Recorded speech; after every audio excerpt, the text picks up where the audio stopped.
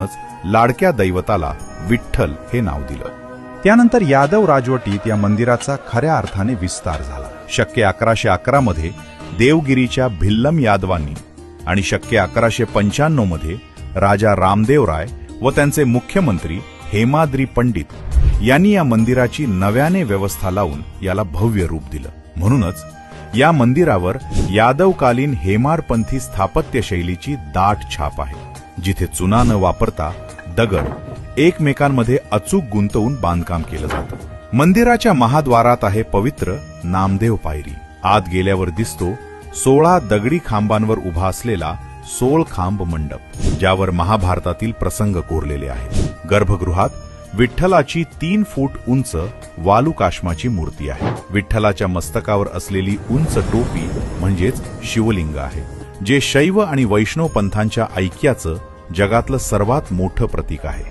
पुढे 14व्या शतकात जेव्हा यादवांचे साम्राज्य नष्ट झाले, तेव्हा विठ्ठलाची मूर्ती आक्रमकांपासून वाचवण्यासाठी विजयनगरच्या हिंदू साम्राज्यात हलवण्यात आली। तिथला सम्राट कृष्णदेवराय याने हंपीला भव्य विजया विठ्ठल मंदिर बांधून मूर्तीची स्थापना केली। पण पंढरपूर पोरकं झालं होतं। तेव्हा संत एकनाथ महाराजांचे पणजे संत भानुदास हंपीला गेले।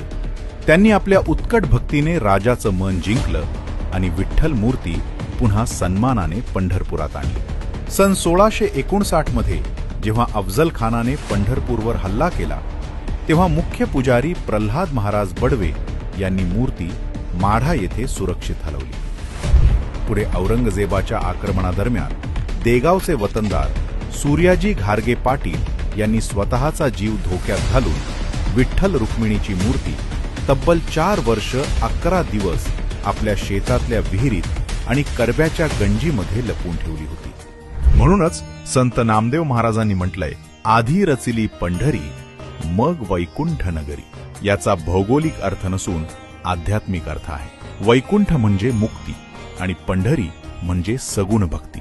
संतांच्या मते ईश्वराने मोक्षापेक्षा भक्तीला श्रेष्ठ मानलं, म्हणूनच देहरूपी पंढरीत भक्तीचं चैतन्य आधी निर्माण केलं। इतिहास, भक्ती आणि संघर्षाचा हा अद्भुत संगम असलेला आपल्या विठू माऊलींच्या पंढरपूरचा हा इतिहास प्रत्येक भाविकापर्यंत पोहोचायलाच हवा।